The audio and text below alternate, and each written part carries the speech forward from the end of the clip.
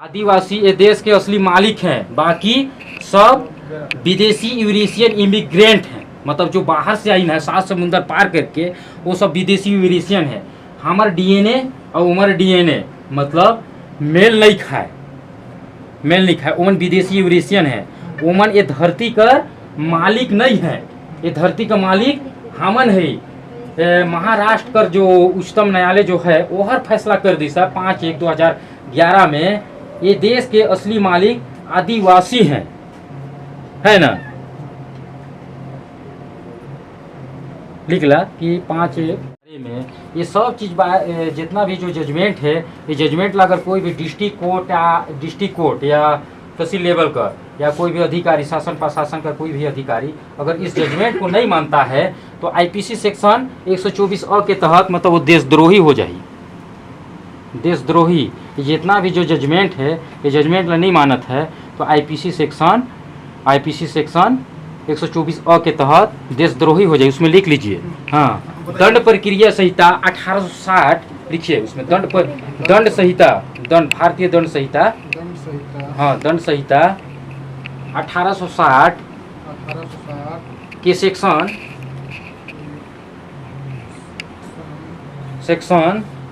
124 अ के तहत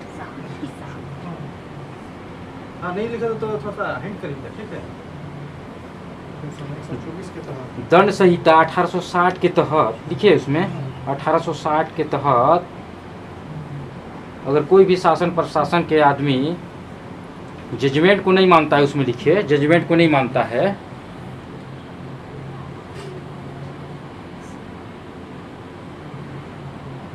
जजमेंट को नहीं मानता है, वह इस सेक्शन 124 अ के तहत देशद्रोही साबित होता है। इसमें लिख दीजिए। इसमें जो 5वीं अनुसूची क्षेत्र में जो ऊपर में जो लिखे 5वीं अनुसूची, इसमें भारतीय संविधान के अनुच्छेद 13(1) और उसमें 13(3) क 2 ऐसा अनुच्छेद है जिसको हम लोग को जानना बहुत जरूरी है, क्योंकि इसमें ये कहा गया है कि जो अनुच्छेद 12 और 32, अनुच्छेद 12 और 32 एक अनुच्छेद है, 12 से शुरू होकर 32 तक सबको मूल अधिकार माना गया है।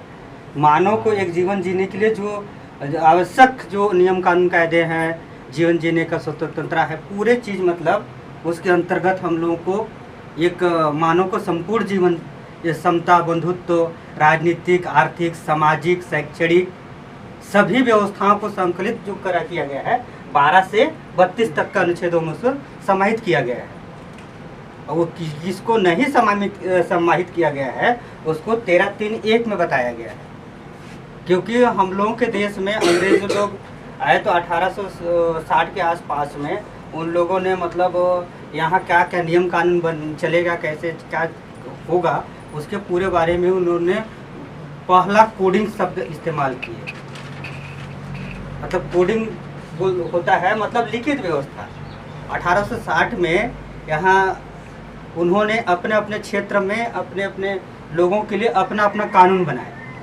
अंग्रेज लोग अपने लिए अपना कानून बनाए, हमारे लिए कानून नहीं बनाए। उनके साथ जैसे मेरे घर में कोई आएगा तो मेरे घर में आएगा तो मेरे घर का नियम कानून कायदे को मानेगा ना, अपने घर का कानून कायदे छूट जाता है। तो वैसे ही अंग्रेज लोग अपने घर के लिए नियम कानून कायदे बनाया, जिसको 1860 आईपीसी बोलते हैं, भारतीय दंड संहिता बोलते हैं। उसी को आधार मान के धीरे धीरे पहला कोडिंग करते गए, लिखते गए, मतलब हर किसी का व्यवस्था को लिखते गया।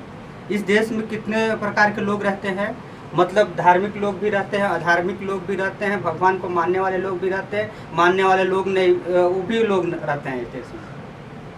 मतलब कितने प्रकार के लोग रहते हैं, भगवान को मानने वाले लोग, ये लोग भी रहते हैं, भगवान को नहीं मानने वाले लोग भी रहते हैं। और कुछ लोग ऐसे हैं ना भगवान को न मानते हैं ना किसी चीज़ को मानते हैं, वो लोग अलग ही परंपरा को मानते हैं जिसको हम लोग को भी समझ में नहीं आता है। ऐसे लोग भी भारत में रहने वाले हैं। जैसे बौद्ध वाले, अभी बुद्ध पूर्णिमा था ना, उन लोग किसी भगवान को नहीं मानते हैं।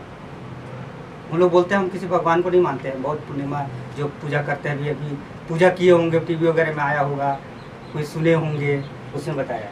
तो ये लोग भगवान को नहीं मानने वाले लोग हैं। और कुछ लोग ऐसे लोग हैं जो भगवान को मानते हैं, और कुछ लोग ऐसे हैं ना जब भगवान को भी नहीं मानते हैं, उसको भी नहीं मानते, सीधा सीधा जिससे उनको लाभ मिलता है उसको मानते हैं। जैसे मेरे को, मैं पेड़ के नीचे बैठा और मेरे को छाया मिला तो मैं उसी को भगवान मान लिया। मैं नदी में गया, मेरा प्यास बुझा दिया तो मैं नदी को ही भगवान मान लिया। मैं खेत में गया, मैं खेत में कूड़ी कुदारी किया, उसमें अन्न कुछ उपजाया, वो ही मेरा भगवान है। ऐसे लोगों के समुदाय को आदिवासी बोलते हैं।